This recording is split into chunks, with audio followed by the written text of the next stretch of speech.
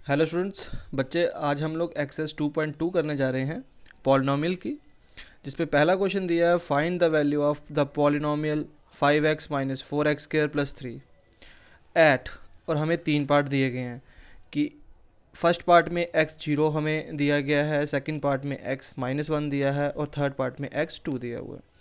तो ओवरऑल इसमें करना क्या है कि हम लोगों को एक गिवन पॉलिनोमियल दिया हुआ है और उन्होंने बोला कि आप लोगों को वैल्यू निकालनी है इस पॉलिनोमियल की जब हमें ये तीन वैल्यू अलग अलग दी हों।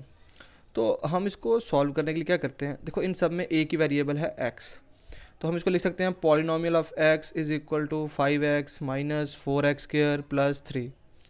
ठीक है, अब इसने पहले केस में क्या दिया कि जब हमारे पास x जो है वो जीरो है, तो हम लिखते हैं कि at x equal to zero. तो जब हमारे पास जीरो होगा x, तो हमने इस पूरे पॉलिनोमियल में क्या कर देना है, जहाँ जहाँ x आएगा वहाँ जीरो पुट कर देना है। तो ये हमारा बना polynomial of zero is equal to 5 into zero minus 4 into zero का स्क्वायर प्लस 3। तो ये कितना आया, 5 जीरो ज़ा जीरो माइनस 4 जीरो का स्क्वायर जीरो प्लस 3।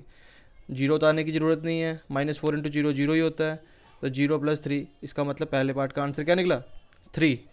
अब सेकंड पार्ट की बात करते हैं, तो सेकंड पार्ट में at x equal to minus 1 दिया है, तो अब p ऑफ माइनस 1 निकालेंगे, तो पॉलिनोमियल ऑफ माइनस 1 क्या निकला, हमें बस जहाँ जहाँ x है वहाँ माइनस 1 पुट करना है। तो 5 into minus 1 minus 4 into minus 1 का स्क्वायर प्लस 3।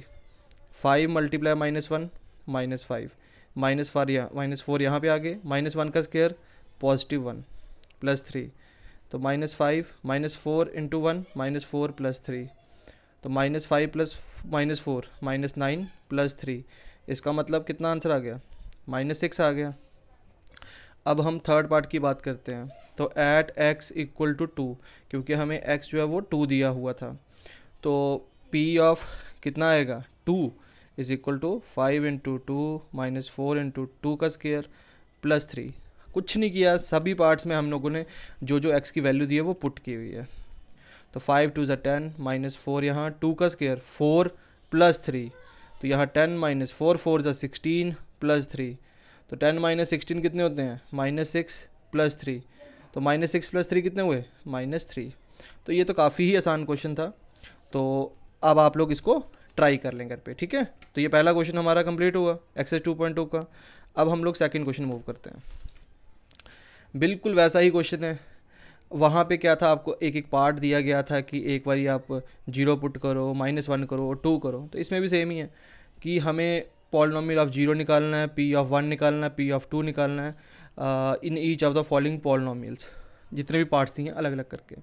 तो कोई दिक्कत नहीं है बेटा, ये p ऑफ y इतना दिया हुआ आप लोगों को, तो अब p ऑफ जीरो निकालो, p ऑफ 1 निकालो और p ऑफ 2 निकालो। मतलब इस पूरी इसमें इस पहले पार्ट में क्या दिया है, वेरिएबल जो हैं वो y दिए हुए हैं, तो जहाँ जहाँ पे आप लोगों का y आएगा वहाँ वहाँ पे एक बार जीरो पुट करना है, एक बार 1 पुट करना है, एक बार 2 पुट करना है। तो जैसे कि पहले पॉलिनोमियल ऑफ जीरो आ गया, तो y की जगह जीरो का स्क्वायर माइनस जीरो प्लस 1, तो ये सिंपल बचा कितना 1, क्योंकि जीरो का स्क्वायर क्या होता है, जीरो माइनस जीरो प्लस 1, तो जीरो जीरो कट गया इक्वल टू 1। वैसे भी जीरो लिखने की कोई ज़रूरत नहीं होती है, बट फिर भी आपको डीपली समझा रहे हैं। तो यहाँ आ गया पॉलिनोमियल ऑफ 1, तो 1 का स्क्वायर माइनस 1 प्लस 1, तो माइनस 1 प्लस 1 तो ये भी कट गया, और 1 का स्क्वायर क्या होता है 1, ये भी निकल गया।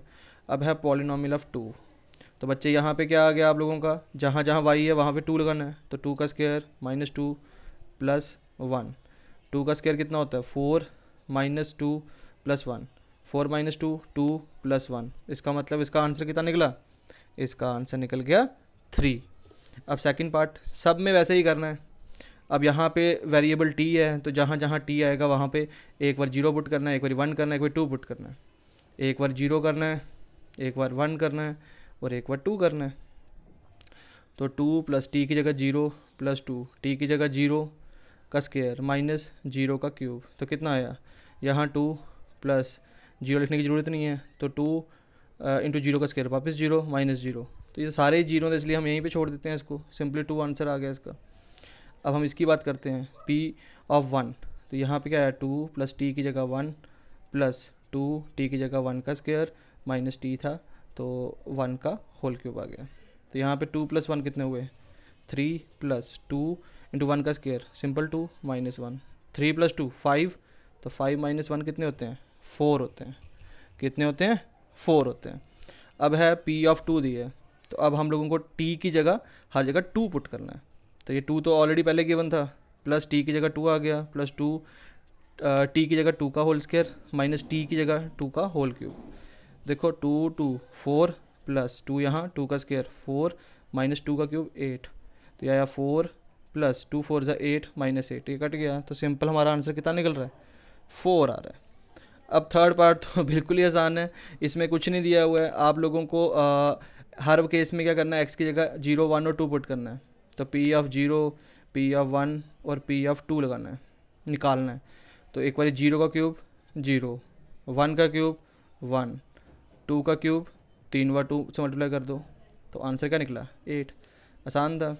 अब है P of x equal to x minus 1 और x प्लस 1। इसके दो तरीके हैं निकालने के, मैं दोनों समझा देता हूँ आपको। पहले तो सिंपल भाषा में P ऑफ 0 निकालते हैं ना, तो 0 - 1 और 0 + 1, तो कितना निकला? 0 - 1 -1 और 0 + 1 आ गया सिंपल 1, तो 1 - 1 × 1 -1 आ गया।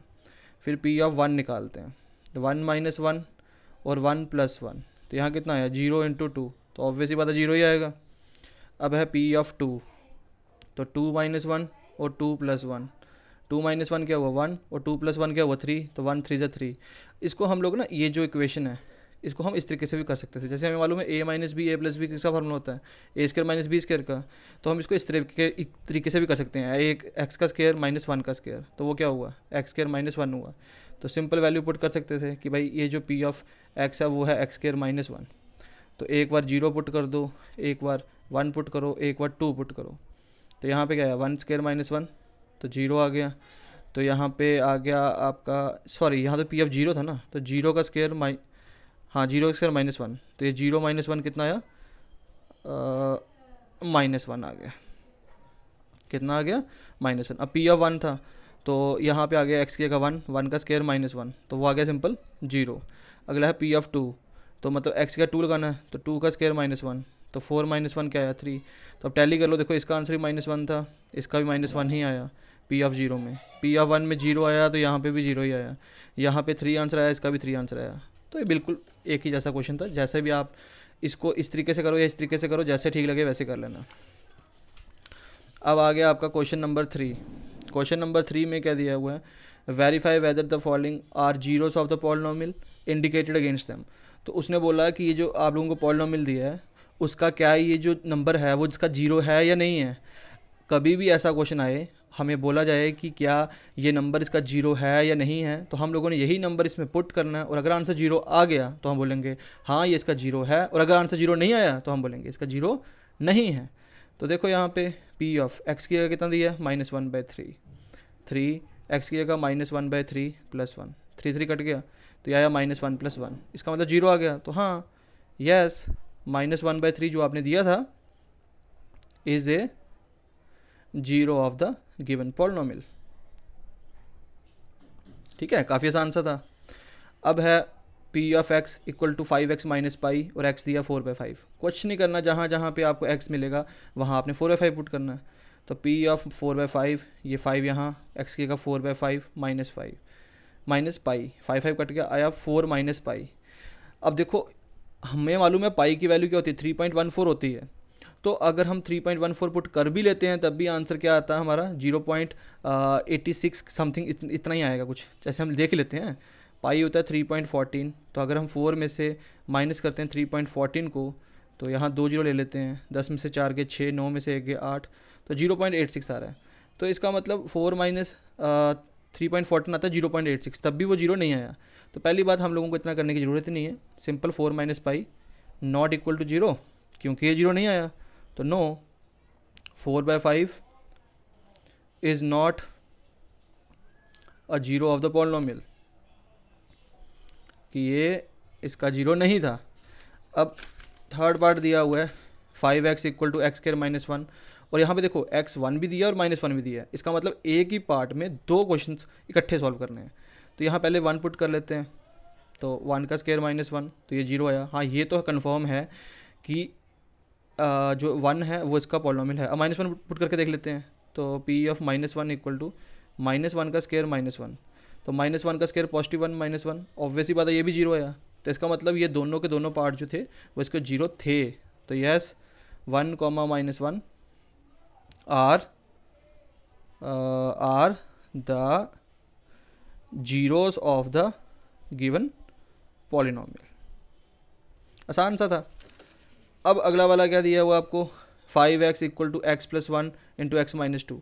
तो एक बार x में -1 पुट करना है और एक बार x में 2 पुट करना है। पहले -1 कर लेते हैं, तो ये -1 + 1 -1 -2, तो -1 + 1 क्या हुआ 0, और -1 -2 होते हैं -3, तो 0 × -3 0 हो गया।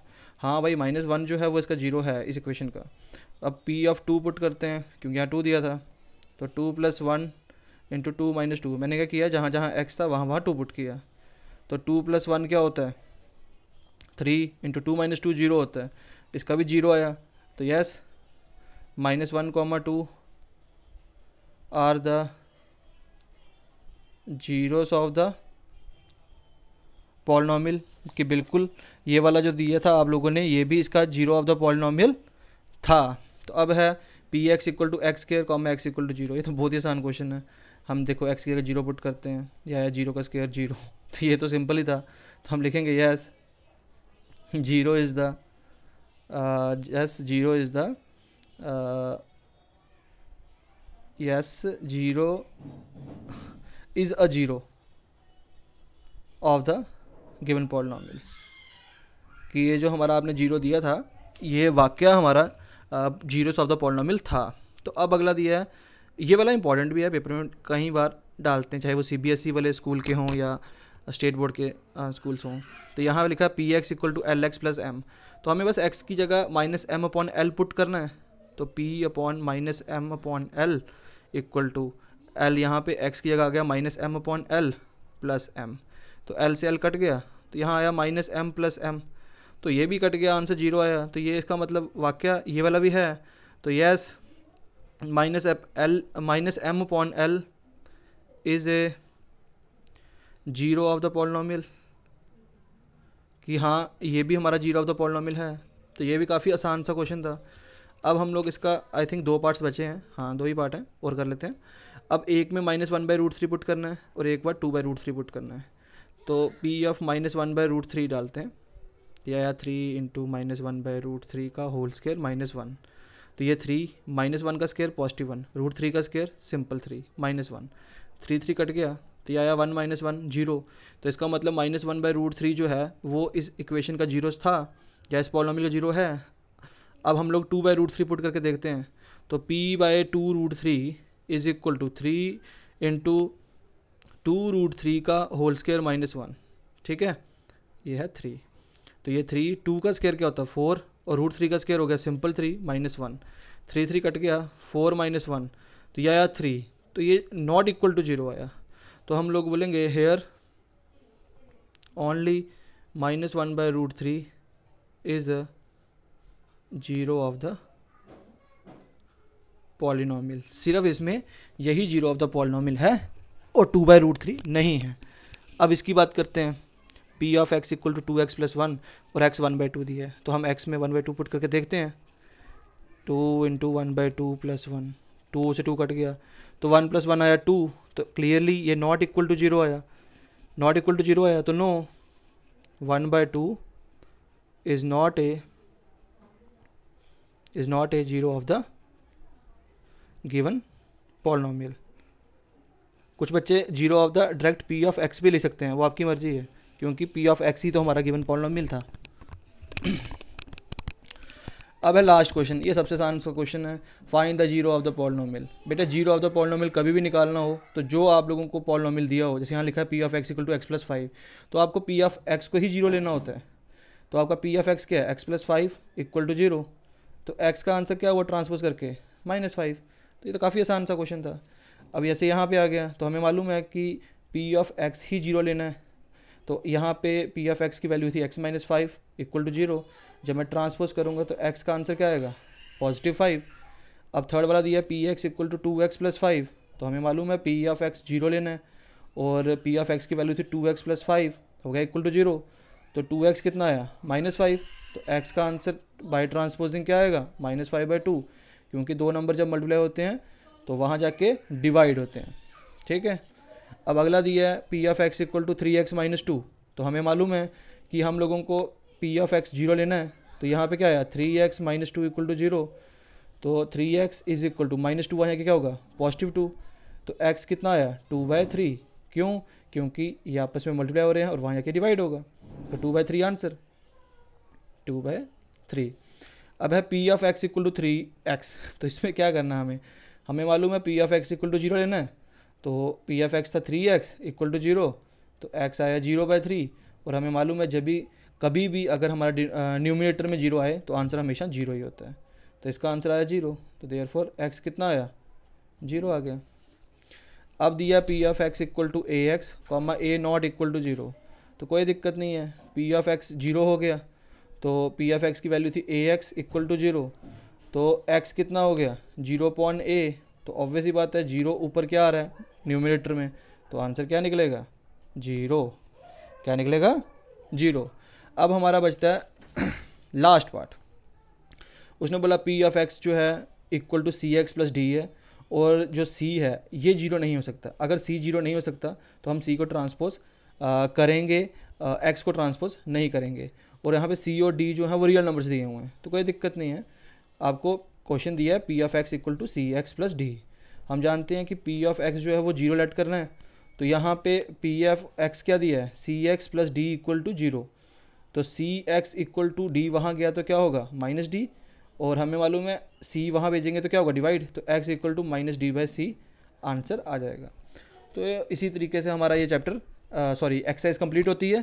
तो आप लोग इसको चैनल को प्लीज़ सब्सक्राइब करें, और अगर आप लोगों को ये चैनल अच्छा लगता है तो जैसे भी आपके व्यूज़ हैं आप प्लीज़ शेयर करें। Okay, thank you.